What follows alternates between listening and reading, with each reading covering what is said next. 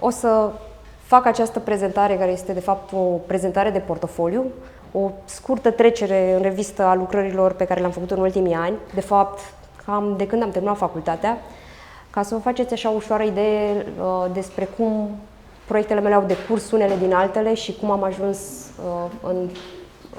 în poziția de a face și unele lucrări colaborative împreună cu diversi cercetători. Așa că o să încep cu începutul.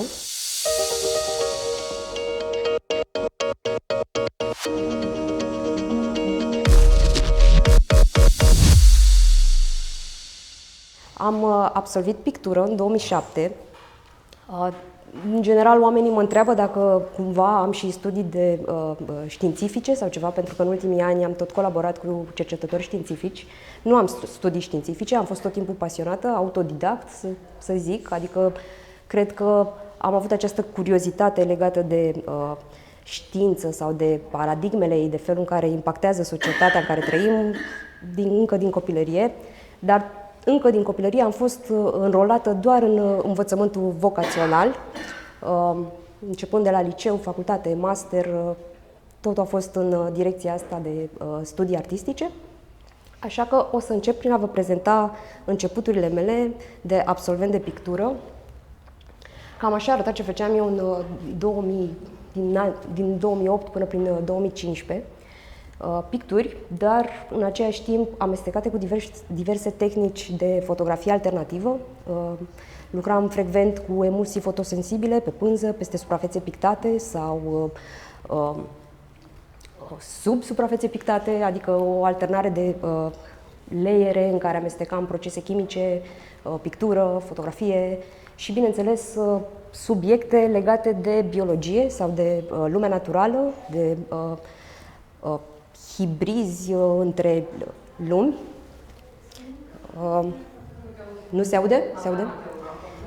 E foarte greu să ții microfonul aproape.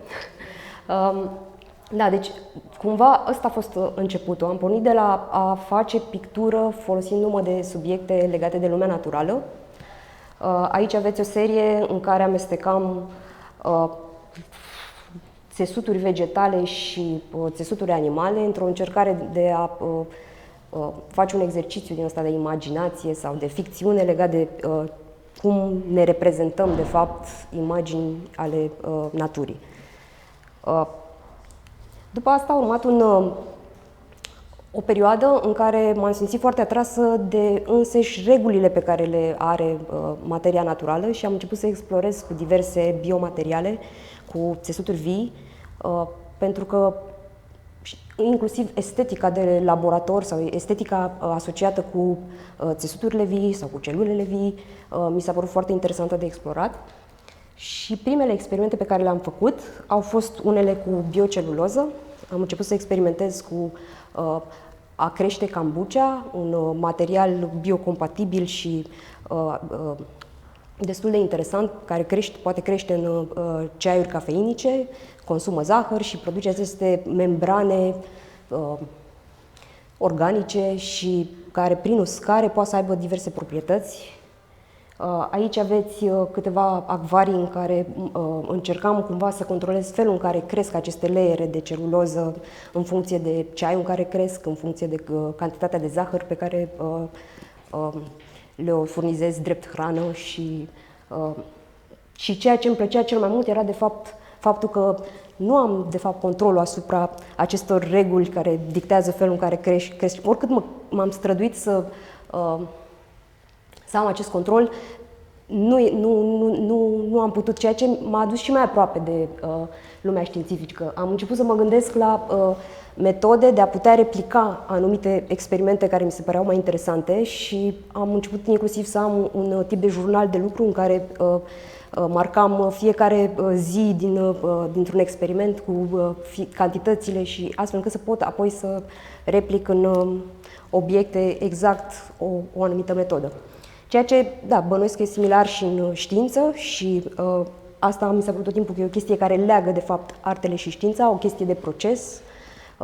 Atât oamenii de știință cât și artiștii sau cercetătorii artiști, să le zic așa, au un anumit proces de lucru și câteodată e foarte asemănător. Și oamenii de știință și artiștii folosesc iterația ca să ajungă la un anumit tip de rezultat, poate un determinism al metodei, un experiment conduce la un rezultat care conduce la un alt experiment și tot așa. Poate și momente de serendipitate în care îți iese ceva întâmplător și apoi încerci să obții din nou același rezultat în același fel sau să înțelegi de fapt ce a condus la acel moment. Aici aveți același tip de material, rezultat din fermentarea ceaiului cu kombucha, dar uscat și cu unele intervenții pe care le-am făcut atât în timpul creșterii materialului, cât și după, adică o gravură, un tip de a grava materialul prin uscarea lui pe un fir metalic și asta producea o oxidare a materialului, respectiv imprimarea unui desen, prin hrănirea bacteriilor și, coloniilor de microorganisme care produceau acest material cu zahăr printat, și suprapunerea, adică materialul e foarte interesant că are foarte multe proprietăți care ar putea arăta bine în contexte foarte diferite, așa că am explorat cât am putut de mult ce se poate face cu el pentru a obține un anumit fel de estetică care încă să amintească de faptul că este un material organic. Mai departe, una dintre chestiile care m-au preocupat tot timpul în toate proiectele mele, cred că a fost legată de identitatea vizuală a obiectelor cu care interacționăm, de felul în care ne reprezentăm de fapt noi lumea în funcție de cunoașterea pe care o avem, în funcție de taxonomiile la care avem acces, de felul în care pur și simplu învățăm și asimilăm lucruri despre lumea în care trăim. Și atunci m-a interesat de fapt să găsesc acele fâșii, acele zone foarte gri între imaginație și adevărul științific sau ceea ce știm că este corect sau adevărat și să dezvolt diverse scenarii de lucru legate de zona asta în care se intersectează realul și fictivul. Și asta a fost un proiect în care am încercat să-mi dau seama oare câte detalii aș putea să reduc dintr-o imagine, astfel încât să devină din ce în ce mai greu de recunoscut sau confundată cu un alt tip de imagine și o încercare de a găsi imagini cumva similare sau obiecte similare ca aspect, dar care vin din lumi foarte diferite. Piatra și bucata de carne a fost una dintre chestiile care m-au incitat foarte tare, pentru că în momentul în care devin alb-negru, desigur că sunt destul de asemănătoare. După care, evident, mi-am dorit să fac niște obiecte cu piatră și carne, așa că am căutat o metodă prin care să reduc detaliile unei bucăți reale de carne, astfel încât să semene cât mai mult cu o bucată de piatră. Și așa am descoperit acest proces pe care l-am tot explorat în ultimii ani, de celularizarea, care mi s-a părut interesant, în primul rând, pentru că apela fix la ce mă interesa pe mine, la identitatea materiei sau a obiectelor. El este, de fapt, un proces din bioinginerie, care se folosește în transplantul de organe, este folosit pentru a îndepărta tot ce înseamnă celulă dintr-un țesut și pentru a obține o matrice în care ai putea ulterior să cultivi celule noi. Adică, cumva, să obții un organ mai ușor de acceptat de către noua lui gazdă, prin faptul că deja este foarte curat, epurat de celulele gazde anterioare și asta mi s-a părut o idee foarte interesantă și susținea foarte bine și demersul meu artistic de a căuta să-mi explic felul în care ne reprezentăm lumea. Mai departe am început să decelularizez plante. Era de altfel pasul natural să încerc să văd ce se întâmplă, mai ales că deja lucrasem cu bioceluloza pe bază de kombucha și, de fapt, decelularizând plante, obții tot o bioceluloză, un material tot biocompatibil, care ar putea să fie folosit în foarte multe aplicații medicale. Eu l-am folosit în aplicații estetice, în primă fază. Cam așa arată niște celule din care din care lipsesc celulele și e doar matricea extracelulară a frunzelor. Tot încercând să blurez granița asta dintre ficțiune și realitate, dintre natural și artificial, parte și întreg, am început să fac o serie în care asociam tot timpul unele plante decelularizate cu unele, să le zicem, sculpturi din silicon, care aveau o textură și un tip de estetică foarte asemănător cu cele naturale și mi s-a părut interesant că e foarte greu să-ți mai dai seama unde începe materialul natural și unde se termină cel artificial. Asta a fost o serie pe care am numit-o Pan Species și cumva a și marcat un interes al meu pentru relația dintre specii, dintre om și celelalte specii, de fapt, dintre uman și non-uman, să zic așa.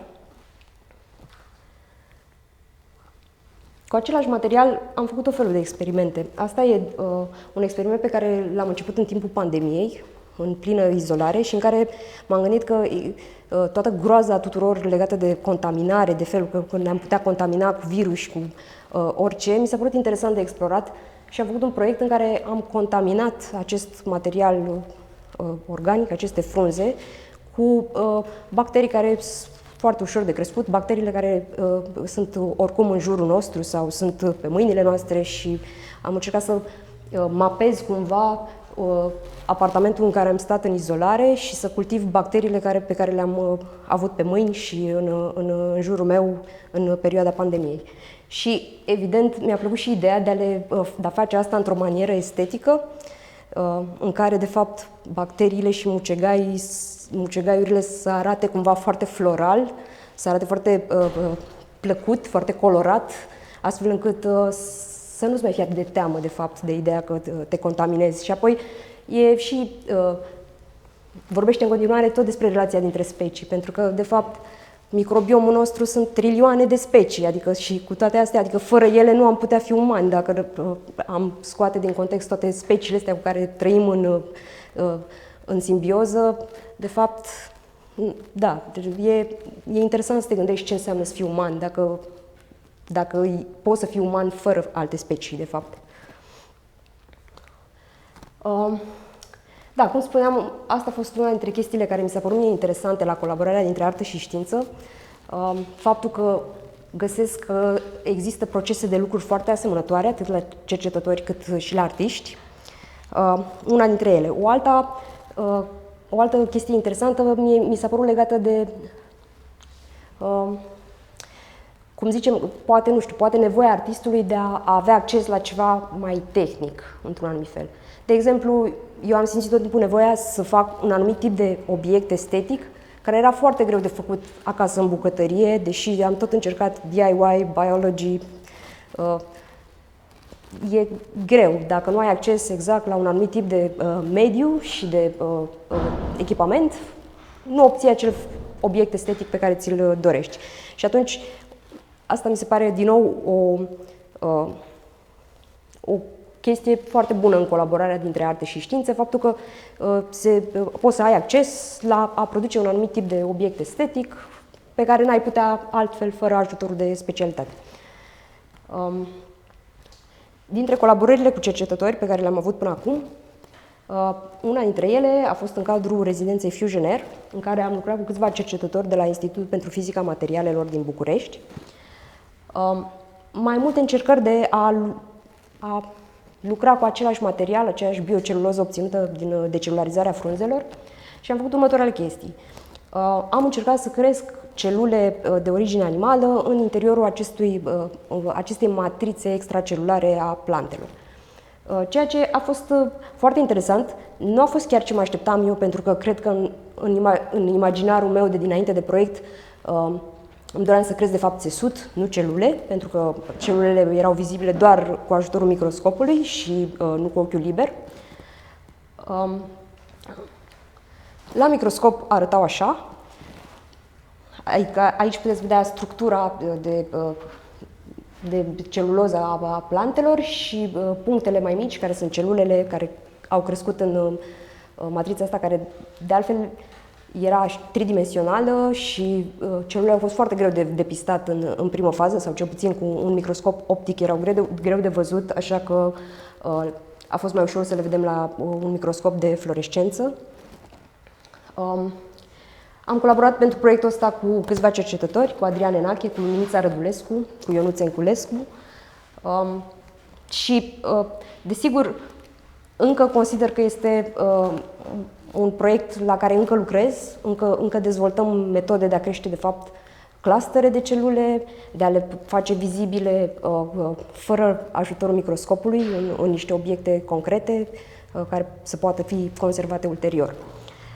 Un alt experiment pe care l-am făcut cu cei de la Institutul de Fizică a Materialelor a fost să atașăm acestei celuloze ceea ce se numește un mușchi artificial. De fapt, procesul a fost unul prin care i s-a aplicat un strat, o rețea foarte subțire de aur, adică un conductor. A fost electrolizat apoi și a devenit cumva reactiv la umiditate. Deci cumva această mușchi artificial e o simulare de mișcare într-un fel. Adică, și asta a fost felul în care am expus vizual aceste experimente. Adică am un fel de obiecte iterate despre potențialul pe care îl deține acest material de a fi integrat în diverse procese de lucru sau diverse explorări, unele științifice, altele mai puțin. Și, de fapt, de aici a început joaca mea cu instalațiile cinetice, de exemplu. Pentru că, într-o încercare de a le pune într-un context, de a le prezenta într-un context foarte dinamic sau foarte ușor de asimilat de către public, am început să lucrez cu Arduino, am început să programez obiectele să se miște într-un anumit fel, să simulez anumite situații care să fie foarte ușor de prezentat unui public mai larg. Și pentru că am început să fac instalații cinetice, prima instalație pe care am făcut-o a fost una care vorbea tot despre relația dintre specii, surpriză, și de fapt despre relația dintre om și plante. Instalația conținea niște plante care erau programate cu ajutorul unor plăci Arduino să simuleze pulsuri cardiace, adică ele se mișcau în ritmul în care bătea inima oamenilor din public. Și am făcut foarte multe variante deja a acestei idei, pentru că am găsit cumva interesant că în societatea noastră și în perioada în care trăim, oamenii au o pasiune destul de puternică pentru a se monitoriza și a-și monitoriza datele fiziologice. Există deja foarte multe aplicații de tracking, foarte multe mișcări sociale sau științifice sau tehnologice care folosesc aceste device-uri, aceste dispozitive de monitorizare a parametrilor de sănătate sau știu și eu, de fapt poți să monitorizezi absolut orice, de la câți pași faci, până la câte calorii mănânci, până la care ți-e ritmul cardiac și așa mai departe. Un detaliu din aceeași instalație cu plante și puls.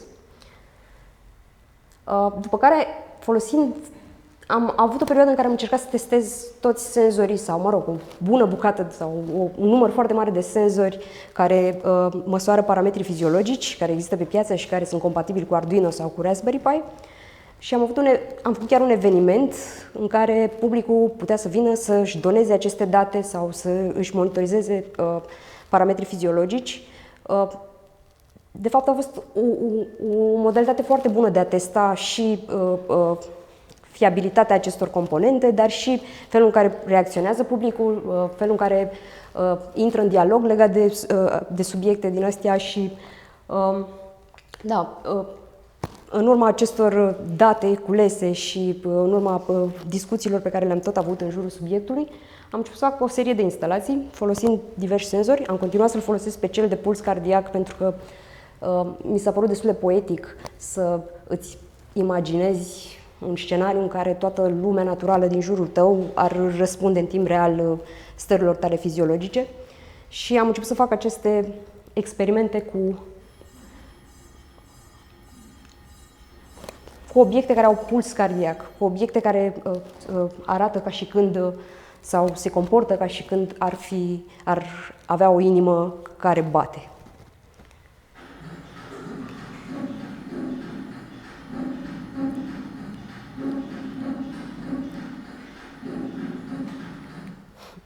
Și mai departe am continuat o serie din asta de obiecte cu puls cardiac. Cel mai mult probabil am fost atașată de ideea asta de plante cu puls. Așa că am explorat foarte multe setup-uri de expoziție în care am folosit plante cu puls. În timp real, puls preînregistrat, pulsul meu, pulsul prietenilor, pulsul oamenilor, comparații, asocieri între diferite stări emoționale și pulsul pe care îl au obiectele și așa mai departe. Aceeași variațiune cu puls cardiac am expus-o și la Arad anul ăsta în cadrul instalației Chimera împreună cu Kinemaicon.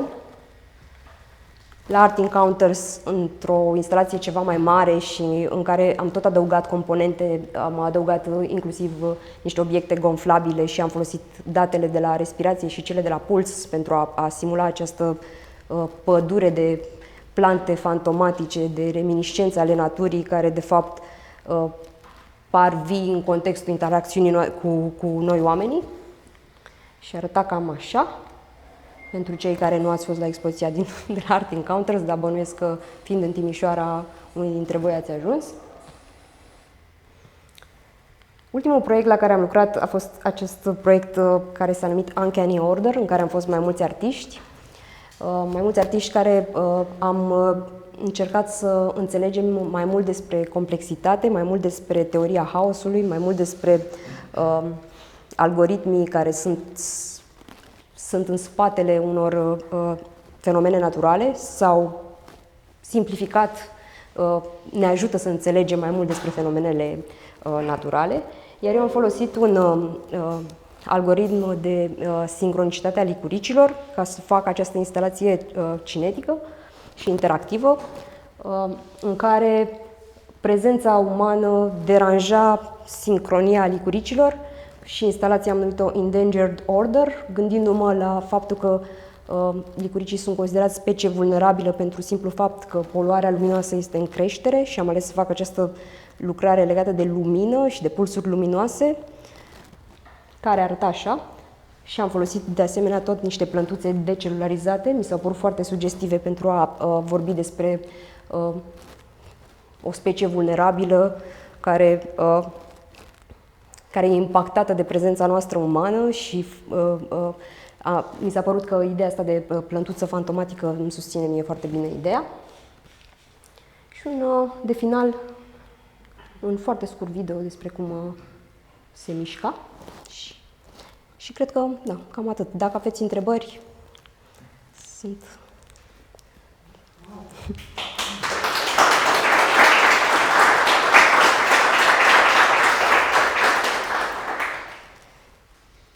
Te-aș întreba eu dacă crezi că mai este posibil să vorbim astăzi despre tehnologie fără a face și trimiteri către natură. Cred că da. Cred că putem să vorbim și fără să facem trimiteri către natură. Eu fac trimiteri către natură în general pentru că cred că sunt eu foarte atașată de lumea naturală și cred că ceea ce m-a interesat pe mine cel mai mult au fost natura și modelele ei de comportament și felul în care în continuare e în foarte strânsă legătură cu noi oameni. Mă gândeam că tu tocmai ce ai fost la Ars Electronica și ai văzut acolo o serie foarte largă de proiecte. Eu n-am ajuns, dar totuși, uitându-mă, de exemplu, anii trecuți ce a fost expus pe la Ars Electronica, am văzut totuși foarte multe proiecte care aveau legătură cu tema asta și mă întrebam, anul ăsta Erau, tot timpul sunt, adică dar nu cred că nu poți să vorbești doar despre tehnologie și atât. Adică cred că poți să vorbești în continuare și doar despre tehnologie. Adică e clar că ne impactează în foarte multe feluri. Felul în care folosim tehnologia modifică comportamentul nostru sau creează noi tipuri de comportament cu care nu eram obișnuiți înainte. Adică nu, cred că în continuare poți să explorezi foarte multe direcții legate de relația om-tehnologie sau om-natură sau... Adică... Yes! Well, thank you for a very beautiful presentation and some wonderful works. Thank you. Could you speak more about your work with scientists, how you collaborate, and also your lab? What does your lab look like? I don't have a lab. I have like a normal artist studio, but I collaborated with some scientists because I am a cultural manager. I own together with Mihaela Ghiță here in the audience. Together with Mihaela Ghiță, which is here in the audience, we own an NGO, and we produce this kind of artistic projects, or this kind of projects with artists and scientists working together. So yeah, I think that part of my work are made through this NGO, to this Colony association we own. And of course, we founded Colony because we are also artists and we wanted to, be able to work closer with the scientific teams. But besides that, it's always interesting to, have collaborative work. So. There are several different scientific disciplines that are represented in your work. Like today, here you are working with us, with physicists, but I could see very well how the biologists could be connected, perhaps the chemists could be connected. How does it start? Do you have like a kind of like an artistic idea that looks like something in your mind, and then you look at the scientists that are working on their way, or is it the other way around? You see something interesting on the scientific side? It works both ways. Most of the time I have an idea, and then when I start to actually discuss it with some scientists, I realize it's not doable, or I realize, oh, it's not so interesting, and I get to find like new stuff in their labs that could actually be more helpful for my idea. So I think it's quite an exchange. I mean, sometimes I see something in science that just sparks something in my mind, and I get inspired. And sometimes I just I have like an obsession of making something, and I don't know how to make it, and then I start to ask about methods or processes or science that could help me produce that kind of image or that kind of object. But yeah, I think it works both ways. But for me as an artist, it's like I can get inspired from, seventh grade physics experiments. I mean, it's like very basic stuff can actually work as very inspirational for me. So, and what I like the most is the learning part, the testing part, the trial and error, all the process of testing stuff and find out new stuff about everything. I mean, all the processes.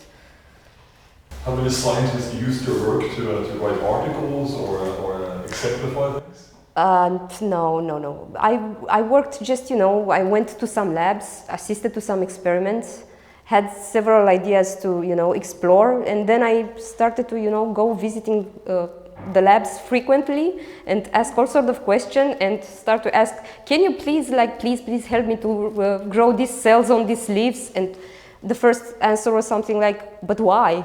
Like, why is this interesting for you, growing some cells on a leaf scaffold? So I guess it was a time when I had to convince people to get involved in it, and eventually they started to find it interesting because of the material, I guess. I mean, it was a biocompatible material. It could be quite difficult to grow cells in it without proper cleaning of the material. And yeah, I think they got excited on the way. And with some of the scientists, I just started to, develop a friendship and continue to work. During the pandemic, very interesting experiment. Did you do this also before and after? And if you did you see any changes in the material? Yeah, I made some time lapses, of course, but the final object, I considered it to be more interesting than the time lapse. I don't know, for whatever reason, aesthetics maybe. You use the material inside your house during the pandemic, it's very interesting, very intimate. It is, but they're everywhere and all the time. I mean, it was just a coincidence because being, in isolation, it's easy to think about how afraid it's everybody to get contaminated and what do you do with this idea? Let's see how actually normal it is, because we always live surrounded by microorganisms and we are not like so panicked about it. I mean, but when something like a pandemic strikes, you get more aware and everybody uses all sort of alcohol to clean their hands and wash their hands like more than usual. And yeah, I just wanted to play with this idea, like maybe being afraid of get contaminated with bacteria, it shouldn't be like such a thing. I mean, we live with bacteria since ever. So they're our friends.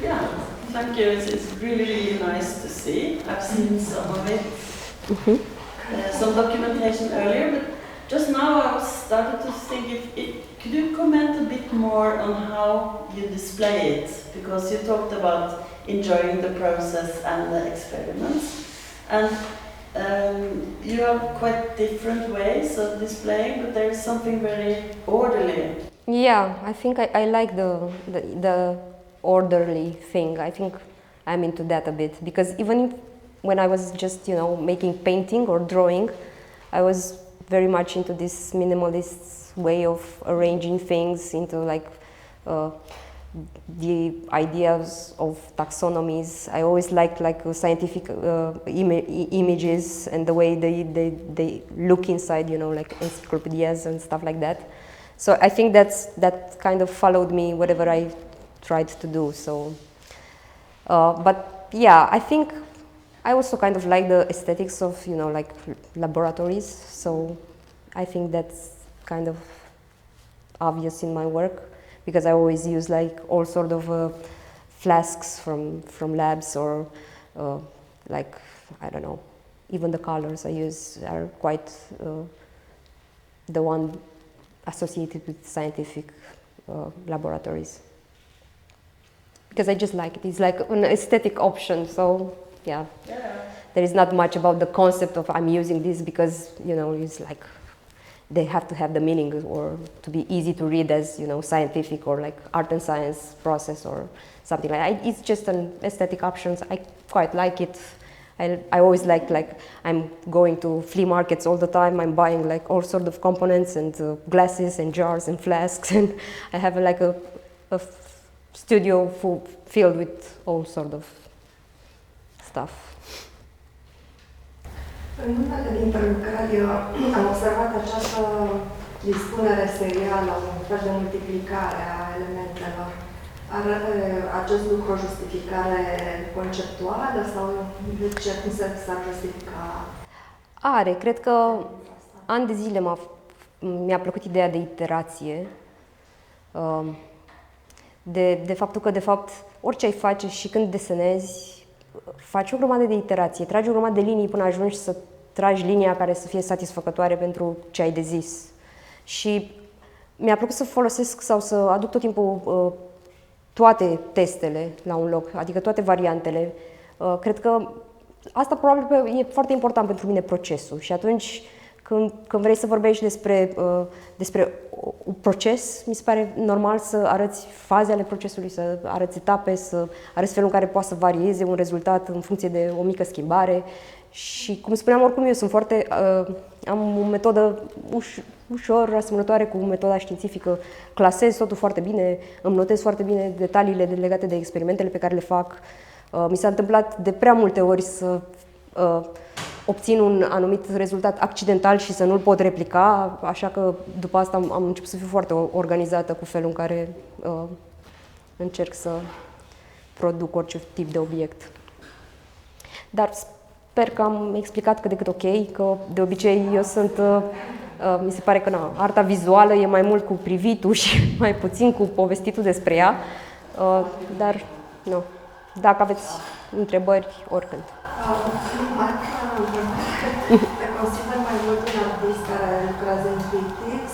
importantă e și cercetarea, cunoașterea? Cam care e raportul între aceste două? Raportul dintre cercetare și intuiție, da, nu știu să zic, nu m-am gândit niciodată foarte precis la asta. Cred că tot timpul m-am simțit prins între mai multe lumi, adică pe de o parte sunt și manager cultural, sunt și curator ocazional, dar cred că, da, nu știu, cred că intuiția are o importanță, adică felul în care ne vin ideile, sigur, probabil că e conectat și cu bagajul de cunoștințe pe care deja îl ai, dar tot timpul există și un mister acolo, că câteodată te trezești și așa cu o idee, deschizi ochii sau nu știu, cumva pare foarte din senin că ai o idee. Și asta tot timpul pare un proces foarte misterios de cum s-a întâmplat să vină o idee.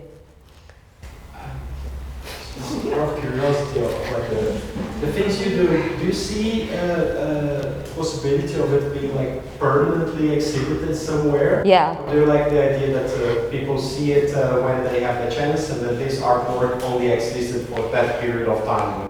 No, I would totally like to have it exhibited somewhere for good, because now my studio is like packed with boxes, with installations, one on top of the other. So yeah, they can be exhibited permanently. I mean, probably they will need some maintenance from time to time, but yeah, could work as, you know, a permanent. That involves like a liquids and capillaries, like the kind of thing that you're going to show here.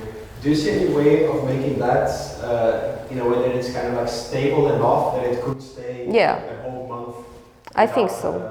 Without someone needing to like fiddle to make it work? No, I think this one, the one I will exhibit on Friday, it can easily stay for a month with no maintenance. But yeah, I think you can make it even for a longer period of time. Yeah. I don't know about the ones with, you know, like actual living bacteria inside them. For those, not really. But yeah, but that's the beauty of it for some works, that the fact that you cannot actually keep them or conserve them in a state, because I think that's the beauty of it, just to observe one moment of a piece. Thank you.